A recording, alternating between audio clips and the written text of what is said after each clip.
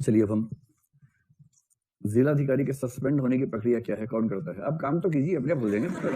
चुनाव मत लीजिए। मुख्यमंत्री को पूरा अधिकार है। ये आपका जो चीफ सेक्रेटरी होगा स्टेट में, उसको अधिकार होता है सस्पेंड करने का। आप थोड़ा सा अच्छा काम कीजिए किसी स्टेट में जाके, अपने आप हो जाएंगे। उसके लिए कुछ करना ही नहीं है, अच्छा काम कीजिए। और सस्पेंशन सिविल सेवाओं में सुख माना जाता है, दुख का प्रकार नहीं है, वो सुख का प्रकार है। इसका मतलब है 6 से 18 महीने की छुट्टियां 75% वेतन के साथ, और जो वेतन छूट गया बाद में वापस मिलता है इकट्ठा। सेविंग भी हो जाती है, कुछ नया काम भी जम जाता है उस बीच में। कोई किताब लिखनी है तो एक लोग तो मांगते हैं कि सर प्लीज सस्पेंड कर दो ना सर प्लीज, ऐसे करके होता है पूरा हिसाब। सस्पेंशन एक उद्योग है सरकार के अंदर। आपको अभी तो आप उस भाव में रहते होंगे ना कि है क्या सामाजिक छवि बची, कुछ नहीं। सस्पेंशन की डिमांड रहती है बहुत ज्यादा। बॉस कहते हैं कि 2 को ही कर सकता हूँ, आप उससे फैसला कर लो किसको करना है, सबको नहीं कर पाएंगे इस बार, ऐसे होता है। चलो हो गया। काला पैसा जिनके पास है व्हाइट कैसे करें? कई बार तो व्हाइट क्यों करें, कई लोग तो व्हाइट करना चाहते ही नहीं, वो चाहते हैं पैसा काला ही रहे क्योंकि उस पर टैक्स नहीं लगता है। और भारत में आप किसी से पूछे कि टैक्स क्यों नहीं पे करते हो, कहता है सरकार मेरे लिए करती ही क्या है जब मैं उस पर टैक्स पे करूं, इतनी मेहनत से मैं कमाता हूं, सरकार को दे दूं, सरकार ने मेरे लिए किया ही क्या है। ये वैसा ही जवाब है कि इकोसिस्टम को बनाए रखने के लिए मुझे मुर्गा खाना पड़ता है। ये कुछ उसी सर का जवाब है, लेकिन आमतौर पर जवाब लोग देते ऐसा ही है। तो अब क्या हो गया कि भारत पे व्हाइट मनी का महत्व बढ़ता जा रहा है, क्योंकि अब चीजें मुश्किल हो रही। विकसित देशों में पहले मुश्किल हुई थी, हमारे यहाँ मुश्किल हो रही है। और आज से 15-20 साल बाद मेरा ख्याल है कि ये असंभव जैसा हो जाएगा कि आप ब्लैक में कुछ बड़ा खर्चा कर सके। 1500-300 रुपए रेस्टोरेंट ढाबे में गए, खाना खाया, 300 रुपए दिए, वहां तक तो ठीक है, कोई दिक्कत नहीं है। लेकिन बड़े खर्चे कैश में करना मेरे ख्याल से 10 साल होते होते लगभग नामुमकिन होने वाला है।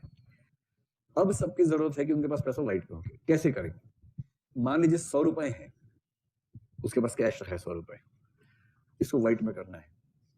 तो कुछ तरीके तो ऐसे होते हैं जो लीगल तरीके से रास्ता निकाल लेते हैं।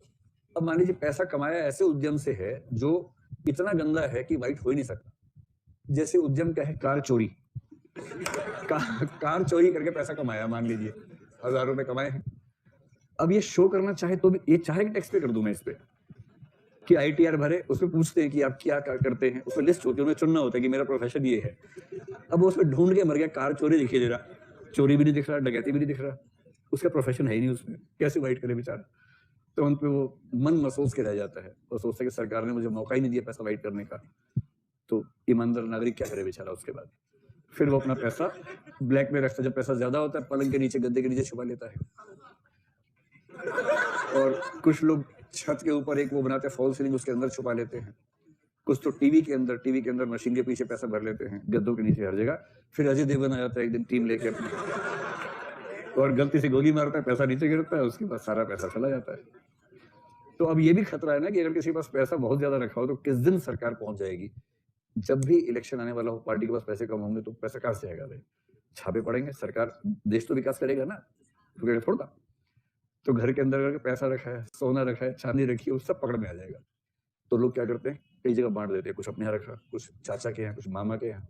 और वो इतने सियाणे हैं, पहले 10 दिन तक रेकी करते हैं कहाँ कहाँ जा रहे हैं आदमी। जिस दिन आते हैं सब जगह एक साथ आ जाते हैं, तो वहां से भी इकट्ठा कर लेते हैं, यहाँ से भी इकट्ठा कर लेते हैं, फिर जोड़ के बताते हैं कितना आपके पास था, ये हम ले जा रहे हैं, अभी आपका नहीं, देश का है, समाज का है। इससे अच्छा क्या, टैक्स पे करो, मस्त रहो, कितना बढ़िया है। तो कैसे पैसा व्हाइट कैसे होगा? इसका एक तरीका तो ये कि 1000 रुपए आपके पास है, सरकार बीच बीच में स्कीम लाती है कि अपना काला धन सफेद करें। आप केवल 40% टैक्स पे करें और बाकी पैसा आपका व्हाइट हो गया। धूमधाम से अपने अकाउंट में रखो, चेक से खर्च करो, टेंशन मत लो। पर 40% देना होता तो पहले दे दिया होता इसमें। अधिकांश वो हैं जिनका प्रोफेशन ठीक है पर पैसा व्हाइट नहीं है। अगर कोई व्यक्ति चाहे तो उसका तरीका क्या है? बेसिकली सबसे पहले उस पर GST पे करे, फिर उस पर इनकम टैक्स पे करे या कॉर्पोरेट टैक्स पे करे। और ये पैसा कितना बनता है? अगर लग्जरी वाला मामला है, या आप सिंपल मान लीजिए 18% पैसा किया, हो गया 82 रुपए। और क्योंकि वो कई लाख कई करोड़ रुपए का अमाउंट होगा तो उस पर लगभग 25% इनकम टैक्स लग ही जाएगा, कंपनी का 30% लग जाएगा। और इसका मतलब ये हुआ कि लगभग 24% के आसपास, बाकी 82 में से काउंट कर लेंगे तो ये 42% के आसपास बनता है। 42% धन टैक्स में देंगे तो बाकी 58 रुपए या 58% धन आपका व्हाइट पैसा है। ये भारत का सामान्य टैक्स स्ट्रक्चर ऐसा माना जाता है। तो सरकार कहती है 42 मत दो, सिर्फ 40 दे दो और व्हाइट करवा लो हमसे, उसके बाद धूमधाम से रहो। दिमाग लोगों के पास इतना कहते हैं, इतना नहीं, ऐसे नहीं करेंगे, और तरीका निकालेंगे। एनजीओ ढूंढ लेते हैं, कई तो एनजीओ बना ही लेते हैं इस काम के लिए। एनजीओ का पूरा खरीद फरोख्त होती है, एनजीओ ही बिक जाती है पूरी पूरी एक साथ, ऐसा भी होता है।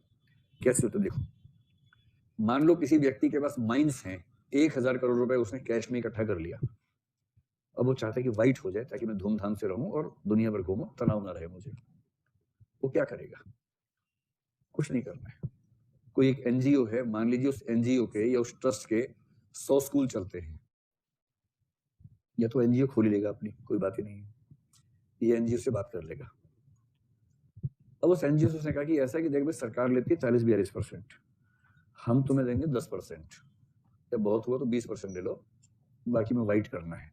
तो तरीका क्या निकलता है? कई तरीके होते हैं। एक तरीका ये होता है कि आदमी इसको देगा पैसे बहुत सारे, ये क्या करेंगे, बहुत सारे बच्चों का नकली एडमिशन शो कर देंगे। फीस मान लीजिए कोई बड़ा स्कूल है, बड़ा कॉलेज है, फीस है, रसीद में बहुत सारे नकली नाम से रसीद काट ली, बैंक में जमा कर दिया पैसा, उतना कितने पैसे आए। अब ये सारा कैश वाला पैसा वाइट होता गया, बैंक अकाउंट में आ गया। अब मान लीजिए 1000 करोड़ रुपए कई संस्थाओं के पास मिला के बैंक अकाउंट में चला गया, और उसके बाद इस उद्यमी का कोई ऐसा काम है जो काम इन स्कूलों या कॉलेजेस को पढ़ सकता है, हॉस्पिटल्स को पढ़ सकता है। फिर इन स्कूलों ने उसी से उसी के मुंह मांगे रेट पर वो चीजें खरीदने के लिए चेक से पे कर दिया। समझ रहे हैं? जैसे मान लीजिए कोई कंपनी है जो पेन बनाती है, और उस पेन की कीमत मान लीजिए कि वो कीमत 1 रुपए पड़ती है, उसको मार्केट में 4 रुपए का बेचता है, और उसने कहा कि आप हमसे यही पेन कोटेशन मंगवा के सब करके 20 रुपए के हिसाब से पेन खरीद लो हमसे, उतने ही पैसे के।